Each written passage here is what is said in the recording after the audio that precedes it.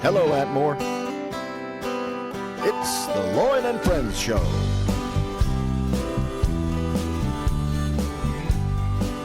And now here's your host, Lloyd Alberton.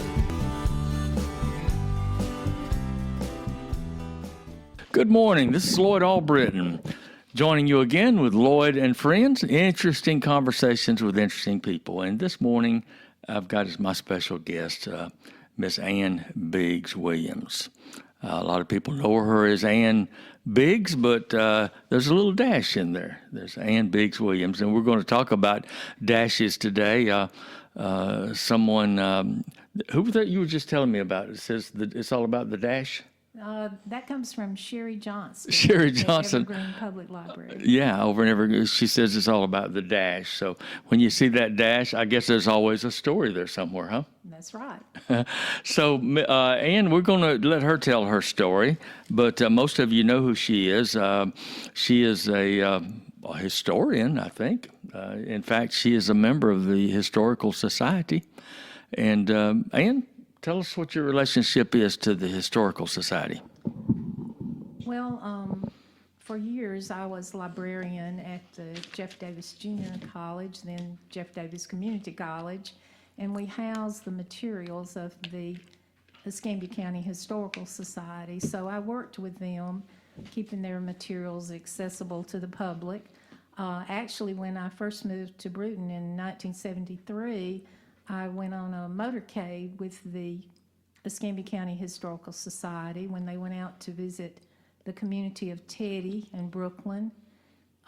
And that was a little ironic because years later, I married someone from Teddy, Alabama, and really didn't join the Historical Society until I retired in 1997 from the library. But since 1997, I've been active in the Historical Society, past president, vice president.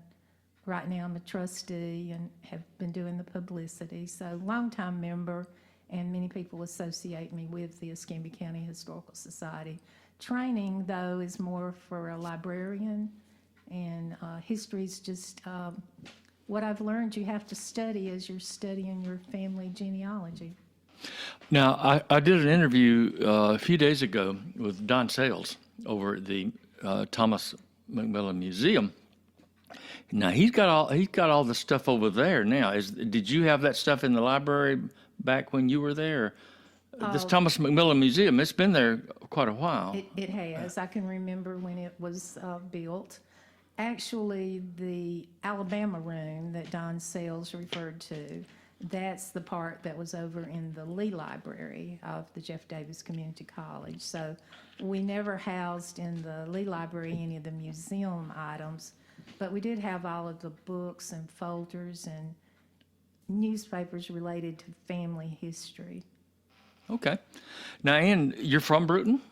I'm from Lottie, Alabama. Lottie, Alabama. Which is a farming community not far from the Escambia County line. But I did move to That's Bruton. in Baldwin County. In right. Baldwin County. Okay. I moved to Bruton with my second job that I ever had, which was in 1973.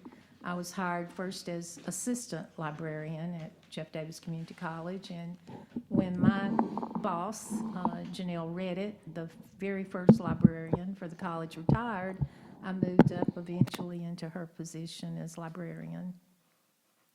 Okay. And you were at Jeff Davis. You started at Jeff Davis. Correct, yes. And you were telling me a minute ago who hired you. That's been quite a while back. I had the honor of being hired by the very first president, Mr. Woodfin Patterson. I was not one of the original faculty members like my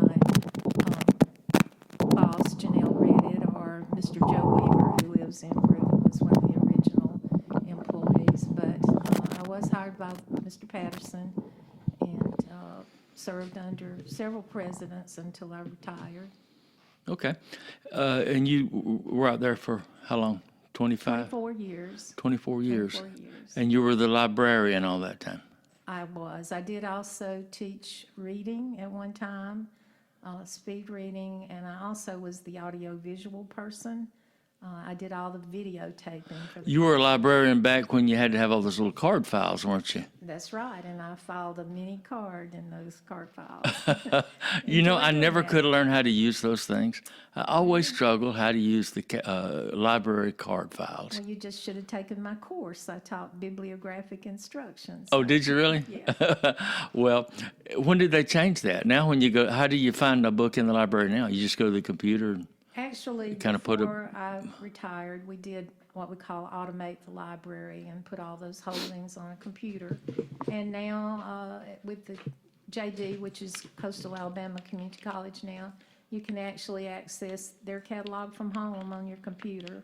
So things have really changed, and no little 3x5 cards anymore for.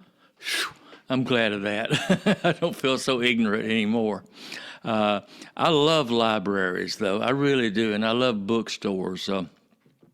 Sometimes I go to Books A Million, where they have like a million books, anywhere there's so many books, and I just look around me and just consider the knowledge that are in all those books and how little of it I have in my head.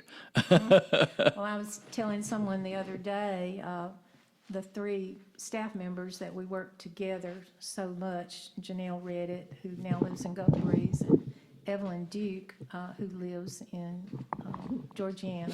You know, I got a statement on our Facebook page from Evelyn Duke. Really? I Okay. did, yeah. So, but we've remember. had a lot of experiences. Two really major projects was, if you decide to carpet a library, you have to move all the books. I never thought of that. And so with 30,000 books, that's quite a job. And then this library at JD was on what we call the Dewey Decimal System, which is really more of a system used in smaller public libraries. And we knew that looking into the future, we needed to do what we call reclassify all the books into the Library of Congress system. So we had to actually, and I give Evelyn Duke the credit on this, had to reclassify all those books, all those little numbers on the spine of the book. They had to be changed. Oh, Lord, every spine had to. Every spine had to be changed, and not only there, but on that card catalog. So we reclassified all the books in the JD Library to get it over on the Library of Congress system to make it more in line with the future and other academic libraries in the state of Alabama. So there's quite a lot of memories associated with reclassification, then automating, which is even another step of putting barcodes in books. So we really went through some fun times. We slept good at night because we worked hard, and Sounds like there was some physical work in that too, not it just was. brain power. it was. I'm lucky that I am retired now, because I sure couldn't pick up as many books as I did then. Well, Ann, you said that you didn't mind talking about this a little bit, but you retired from out there. But before you retired, I assume that you were diagnosed with a disabling illness. Would you tell us a little bit about that? Sure. And again, I don't particularly like the word disabling, because I think everybody has something medically that they have to contend with. And so my disorder that I had to contend with is called facioscapulohumeral muscular dystrophy. And we call that FSH because facioscapular muscular dystrophy is quite a lot to say. But I was diagnosed in 1980 with that. And it's been... And you retired when? I did not retire until 1997. Okay, so you worked So- on several years. I did, yeah. For me, the progression on it was slow, and for years, my main problem and weakness was just in my upper arms. So I could compensate for that a good bit, and just with other little maneuvers that I could do. So it's having a fairly, at that time we thought, rare disorder really opened up a kind of a bigger world for me, because I eventually was one of the founding members of the FSH Society, which has now grown into a very big nonprofit, and served on the board. Where is that based from? It's based in Boston. Boston. Yeah, yes. And we had a patient conference every 2 years, and I went to most of those up until recently, when it just got a little bit more difficult to travel. But you know, when you have a disability of any type, I actually participated in an 8-year-long survey and study on aging with a disability, and they found 4 different main findings, and 2 of them I'll share with your audience. Is that number 1, if you can stay socially engaged with other people, I think that helps you with coping and aging with a disability, because it just keeps you from thinking about yourself so much, and you know, you're still doing other things. That could work even if you're not disabled. That's actually. right. That's right. I play the piano on Sundays at Lottie United Methodist Church. I laugh about that. About 7 years ago, they asked me would I play until they found somebody, and we haven't found anybody yet. So, but the other item that the survey found is that to talk to other people with the same disorder, and so that's where this FSH Society has come in. They have a Facebook page. Before Facebook, we had what was called a bulletin board, and you can still go in, and even though people have navigated over to Facebook, you can still go into the bulletin board, and if you're dealing with a topic, you can look that up, and I can find these conversations like we're having now between people that are not even here any longer. But I can pull up on that bulletin board on the internet what they said, and it's a very good coping mechanism, because you know, if you don't have that, you don't really want to listen to anybody talk about it. But when you find that rare person that does have it, it's like finding as some people put it, a biological family, a different family. Somebody that kind of understands, I That's guess, it. Yeah. understands the significance. Now, you mentioned earlier that you had some symptoms from this illness early in your life, but you didn't really know it until you got older. Yeah, when I was younger, I never could do somersaults, and I couldn't do jungle gym bars, back to that arm weakness. It was just difficult for me to do that.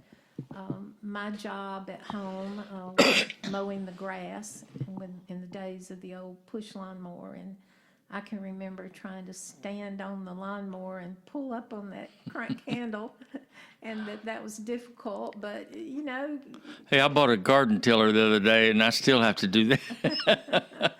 So, you know, it's just, you just adapt. You know, my best friend said, Ann, you never did brush the back of your hair. There was always one place in the back of your hair that you didn't brush it. Well, I couldn't reach it. How about that? And I always stood at a tall shiffer robe and put my elbows on it to brush my hair, and I just didn't think about it. I thought that's what everybody did. So it's a gradual thing that you just learn to live with. And as I said, in being one of these founding members and going to these patient conferences, I learned so much from people. And so it probably would work with any other impairment, not just muscular dystrophy, but just to seek out other people with the same problems, and it is a good coping mechanism. Okay. Our society is a little unique, the FSH Society, because we're large enough now that we bring the researchers in, the doctors, the researchers, and the patients, and they meet together, and it gives these researchers a lot of strength to actually meet the patients, and I'm mildly affected compared to some of the younger children that it will just break your heart. But they don't. Well, you do seem to be doing quite well. You were diagnosed in 1980. That's like 40, almost 40 years ago. How about that? And Ann drove over to my house. She's here at my home studio, and she doesn't hold you back too much, does it? Try not to. I go to the Y in Bruton and go to the pool, and that's really about that, and a stationary bike is how I have to get my exercise now. But I really appreciate the Neal family in Bruton that gave the money for the Y, because the Y, I think, has helped me through several times to keep walking. When I not had the pool, I would have maybe given up. So You know, I've heard that more than once from senior citizens Right. who kept going. right. And if they hadn't kept going, they would have lost their mobility years earlier than they did. And there's so much you can do now at home through the internet. And I laugh sometimes and say I know where everything is in Bruton where you can drive through and get it.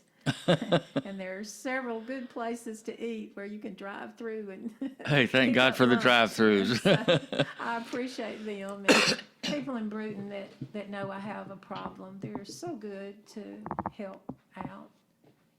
And really anywhere, I sometimes stop in Atmore and buy bird seed. And over I want to talk to you about that in a minute, because Ann is hummingbirds. I don't. What would we call you? An aficionado or a specialist? She loves hummingbirds. I just, my husband and I like nature things. And Nature in general. Okay. we like to identify flowers and like to identify the birds. And so as I've been able to be home a little more, I've noticed birds a lot more. My mother, Mary Biggs, in her later years, she was homebound, and we actually bought her a bird feeder that she could put in the window, kind of like an air conditioning unit. And it gave her something to look at, and then it gave her a conversation. When people came in, they'd look over and start seeing the birds. So after we did that with my mom, and my husband had built me some bird feeders, and so just started noticing birds, and one Christmas at my kitchen window was a hummingbird. But the thing is, I didn't have a hummingbird feeder hanging up at Christmas time. And so I thought to myself, now how did that bird know to come to my window unless it had been here before? Because used to they'd tell you not to leave your hummingbird feeders out in the winter. But I got the hummingbird feeder out and put it up, and I had what's known in the birding world as a winter hummingbird. And so my husband, who's better at identifying flowers and birds and trees, he said, Ann, I really think that we've got a rare bird here. This is called it looks like a buff-bellied. So I got on the internet and got in touch with a group called the Hummingbird Study Group, and this man, Mr. Sargent, came down, he and another man, and one cold Saturday morning, and I said, the local newspaper guy at the Bruton Standard told me to call him if this was anything rare, and he said, call him.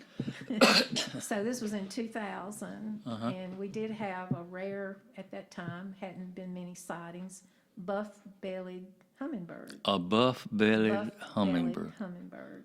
And so, we all got excited. They asked me could they put it on what was called the Rare Bird Alert, which I'd never heard of. But believe it or not, a man from Illinois and his wife drove all the way down to Bruton just to see that hummingbird. And so it left on in the spring, and then after that, I did never have another buff-bellied, but I had a rufous hummingbird, a little smaller hummingbird. And the neat thing about Mary... And you just look these up as you encounter them. Well, That's how you've learned so much? right. And as I said, my husband's the main expert, Mike Williams, but Mary Marie, as I named this next hummingbird, what's unique about her is she came back for 8 winters straight, which means when I saw her, these people from the Hummingbird Study Group came and caught her and put a band on her. And then the next winter, when she came back again, they came and caught her to look at the band to verify it was her. So this bird, this same bird, who probably was in California or the state of Washington for the rest of the year, would come to my home in Alco in Bruton every fall, and she would stay till the spring. When she left, this winter hummingbird, then within the next week I would have the regular ruby-throated hummingbirds come in. So So this particular hummingbird, they put a little tracker on her? well, they just put a band. A Just band. a band with a number. Okay. But he would catch her. He was trained to do that. So you know that was the same We bird? know it was the same bird because he Okay. captured her and verified the band number. And he was excited as I was every year. How about that? And, Well, how long do these little birds live? I wouldn't have thought they lived more than 2 or 3 years. Wouldn't think, but that one, I tell you, on the 8th year, then the next year, the 9th year that we were looking forward to her coming back, we had 3 hummingbirds. And by then, sadly, Mr. Sargent had died, but his co-worker, Mr.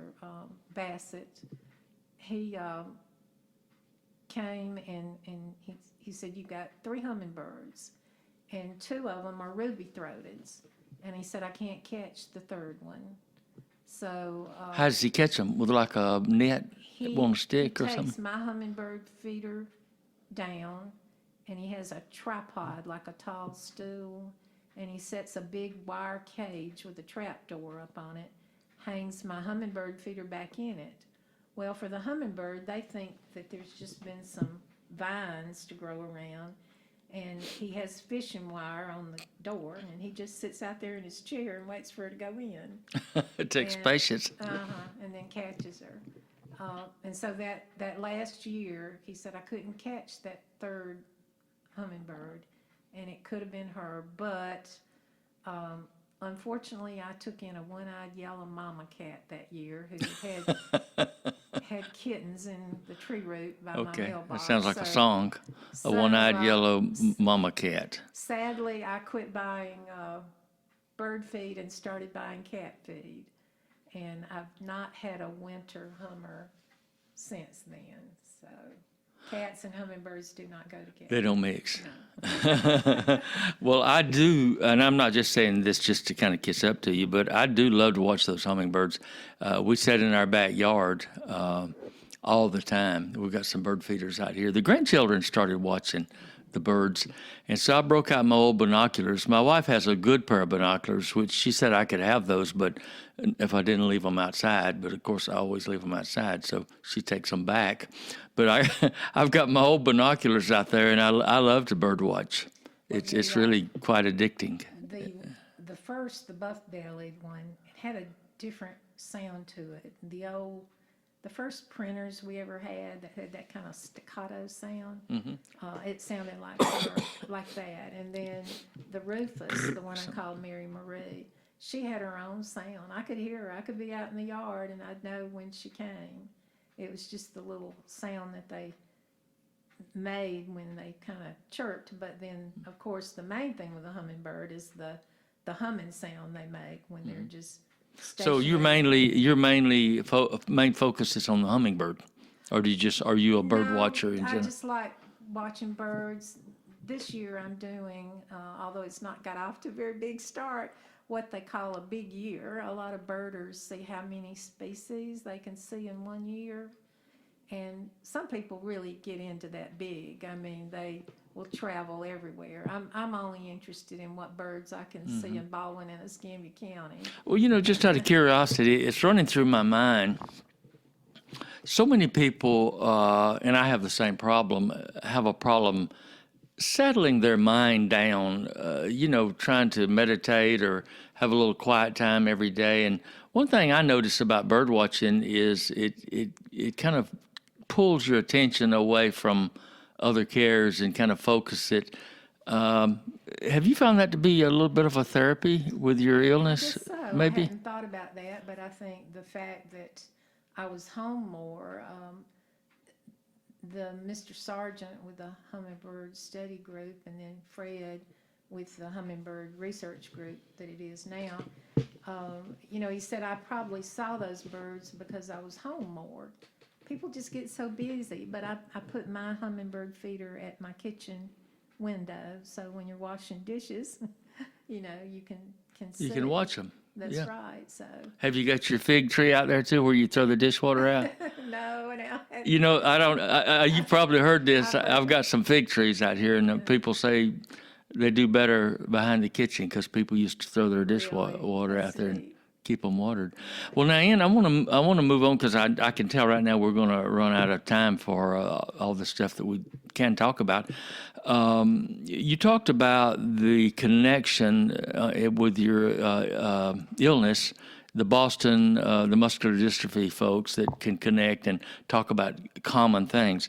The other day, I don't think this program has aired yet, but I had a couple in here that specializes in family history. And one of the things that we talked about was on the site that they were promoting, the Family Search engine, that it's a dynamic site that rather than just go in and build your own family tree, millions of people around the country hook into it and put in their information. And let's say that you and I were distant fifth cousins or something, and you went in and changed the date or something that I had said, well, our mutual grandpa would died in, say, April the 5th, and you changed it to April the 3rd. And I look and I say, well, how did this get to change? Well, then I look on there and I see that Ann Biggs Williams changed that. And she puts a document in, she got it in an old Bible. So I can contact you through your address, email address, and we can have a dialogue about that.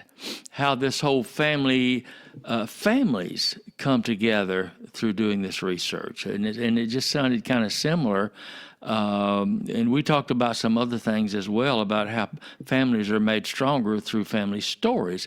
Now, you are also involved in family history, are you not?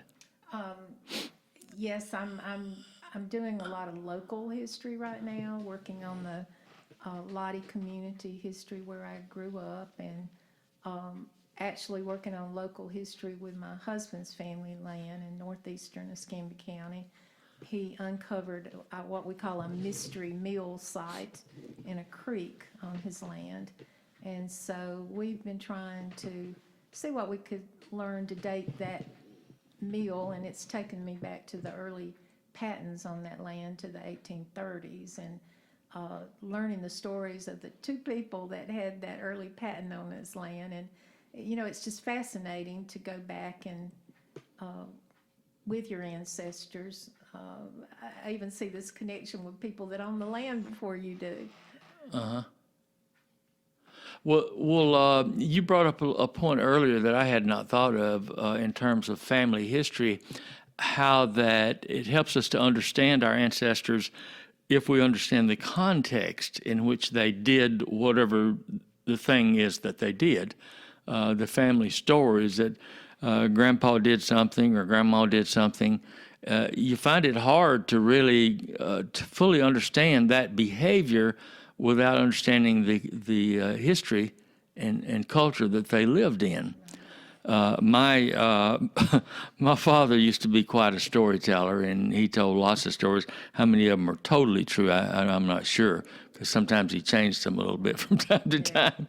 But he used to tell one about grandma, great-grandma, be my great-great-grandma, I guess, but he knew her, and they were all down on the creek. He said grandma cussed a lot, and that she was holding the little baby on the creek bank, and all the other children and grown-ups were jumping in the creek, and grandma was trying to hold the little baby, and the little baby was yelling, you know, want to fly, want to fly. So finally grandma got mad and just threw the little baby out in the middle of the creek and said, fly, GD you. But I said, well, I can't imagine a grandma doing that today. But in those times, I don't know, maybe that would kind of explain it, you know, but she just threw the little baby and said, fly, damn you. Well, in my husband's family history, the Williams. But I think when I think of that Yeah. story, you know, it's my point. Kinda, It yeah. makes me feel like I kind of know grandma a little bit. The land that my husband's great-grandfather bought. The story that was handed down was that the great-grandfather's wife wanted to go fishing on this land where this creek is, and for some reason they wouldn't let her go there to go fishing. And it just made his great-grandfather so mad he decided to buy the land where his wife could go there and fish. So that's kind of one of those stories. I don't know if I can prove that or not, but anyway, it is interesting to get back and look at these in the context of time, because in that case, his ancestor was an orphan from the Civil War. And running into that a lot of these young boys that were 14 and 15 years old went on and did well and made a good living and left their ancestors a good living. And you just kind of want to shake some of these young boys that are 14 and 15 now that are just spending their time playing video games and saying, look back and look what your ancestors were doing when they were your age. And I think having those stories would just empower them to know, if great-great-grandpa did this, what I could do. You know, especially stories of adversity. Right. The adversities that you're having right now. Do you keep a journal? I did when I was first diagnosed. I journaled a good bit because it just was a lot of different things that went through my mind. Well, you know, I heard a story about Mother Teresa. It came out in the national news that somebody found one of Mother Teresa's old journals to where she had doubted the existence of God, that she had questioned her faith. And it was like national news here. Really? Mother Teresa? How could that ever be? You know, who dedicated her whole life to the poor and so forth. But, you know, when we are able to read journals and learn that our forefathers, they had adversities and they had their doubts as well. Sometimes in our moments of weakness, it kind of helps us to put ourselves into perspective. And I'm just thinking that as calm and peaceful as you and talk and your personality with the adversities that you've had, how much value that would be to your ancestors, or not your ancestors, but your, what do you call them down the road? Yeah, your heirs, I guess, to be able to know how you dealt with those things. It would be of great value. You know, most of us around here probably have ancestors that went through the Depression, and I think that had a lot to do with our parents and decisions they made. And it's good to pass these stories on down to the children in the family, because we never know when those times might happen again. And knowing that there's a way to cope and get through all of this. Don't you think hard times bring families together? Oh, of course. Back during the Depression, you know, one of my old favorite TV shows, The Waltons, Right. you know, where they Love said The good night to Waltons. one another and sat on the front porch. That was the stories that my father told. There were like 9 children in his family. And, you know, they struggled, but they were a very close family. You said before we started talking that a lot of people weren't interested in family history. Or genealogy. Genealogy, They aren't interested in rather. genealogy. And I meant to tell you then that I can tell you when they'll get interested. They'll get interested when the last oldest member of the family dies and they're not there to ask these questions to anymore.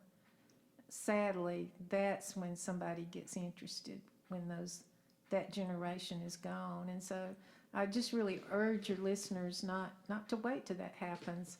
I videotaped my mother. She lived to be 96.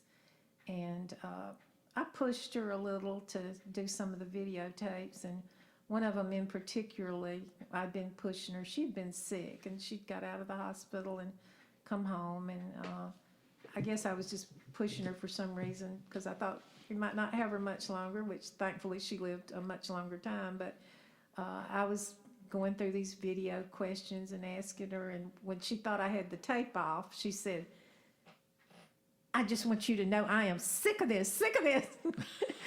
And of course, it's the best part of the tape now. We love it when we get to that part where she was sick of it. But you know, she left a lot of insight on those tapes I made of her. Family heirlooms that was passed down, a trunk that I got. When I went back and listened to that tape, I found out that trunk belonged to my great-grandmother that lived through the Civil War. I would have never known that if that wasn't on that tape. I would have just thought that was a trunk and might have even given it away. But do you think I would give it away now? You know. Well, you know, Don Sales called me the other day and said that interview that I did for you, I'd like to have a copy of that. I'd like to put it in the museum here. And it made me think over the years, you know, we started out with this technology. We had the little reel tape recorders and then had the big video cameras. I used to have a little Super 8 camera. You got about 8 minutes on it, and it was on the reel. And the technology has advanced along to make it more possible. But through the years, I have a number of times said, you know, I want to get a tape recording or a video of Aunt Agnes or somebody, and it just never did it. Time passed, and they never did it. And so I'm thinking, even with these interviews we're doing right now, the interview with you right now, is history. It becomes history that otherwise would not be recorded and would not be available. How wonderful it would be if I had a recording of my own mother or my father, but I never did do that. So this recording you did is going to be quite interesting. My mother her last name was Smith, and she married someone named Biggs, and I interviewed a relative on her side, Hannah Smith, and I'll never forget this because we would have had mutual grandparents, and he talked about them riding a mule to come up and see him, and he said the mule would lay down, and they were trying to figure out how to get this mule to stand up because they had to go back home. You know, it was a long way, and if they didn't get started, they couldn't get home before dark. And so I remember him talking about them putting sand in that mule's ears. And he also talked about the older women that dipped snuff, and it was just things that you wouldn't know about. And that was in the Smith family down in White House Fork. So a lot of women used to dip snuff. Yeah, I don't see women dipping snuff much anymore. My mother nor her mother would have never done that, but there were some ancestors. My grandmother dipped it. Yeah. So, yeah. She had a can in the corner of the room. She hid about half the time. well, I remember the gentleman I interviewed, Hannah Smith, he was talking about being inside during a hurricane and the women that dip snuff, and he said it really got nasty. Well, he yeah, didn't care yeah. for it either. It was a nasty habit, and a lot of people have it today, and it's still a nasty habit. Ann Biggs Williams, we run out of time, and I told you it would go fast, and I feel like we've only scratched the surface of what we have to talk about. Will you come back another time sometimes? Sure, And just urge these young people they've got a camera right there in their hands, you know, to get out and tape their ancestors and right there on the telephone, usually. that's it, right? Get it down there, and it'll be very valuable to them later. And you know, just real quickly, I was mentioning to my son yesterday. He was kind of getting interested in this family history. With this family search, and you can do it with most of them. You can put on little audios, or you can put a little video in there, or you can tell stories and put them in there for hundreds of thousands of other people that go in there. You can share your stories with them, and I think that's just amazing what technology has provided for us. Now, your work in family history has not been, it's more. Did you major in history earlier? I But you have an interest in trained as a librarian. But you have this keen interest in history. I have a keen interest in history. I really should have done a double major, but Yeah. but you know, it is amazing now. There's so much out there. I'd suggest going back to the old community newspapers. My mother wrote the Lottie News for years, and the man that built the house I'm renovating, Mr. Rob Chambliss, in the early 1900s, he wrote the Lottie News. So my next goal is to start a Lottie, Alabama Facebook page and have local history on it. So that's my next goal, to keep me out of trouble, and so maybe we can talk about that. Okay. Well, I teach psychology out at the community college, and one of the things we always talk about is how at certain periods in our life we're trying to find ourselves, trying to figure out who we are and where we fit in, particularly in young adulthood. And knowing our family history kind of helps us with that. It kind of helps us to know who we are and why we're doing the things, particularly if you read where Grandpa did the same thing. Right. You know. And I keep telling the kids in our family, I said, the elders in your family love you, and unlike the internet, they're not trying to sell you things with ads flashing while you look it up. But ask your mama and your grandpa things and get your advice from them, because they love you and they're not out to sell you anything. So. And thank you so much for joining me here on the Lloyd and Friends show. I enjoyed it. It's been a most interesting conversation, and thank you all out there for joining us. I hope you enjoyed our conversation, and until we get Ann back in here again with another bag full of stories, we'll say good morning and thanks for listening. Thanks for listening to the Lloyd and Friends Show with Lloyd Alberton.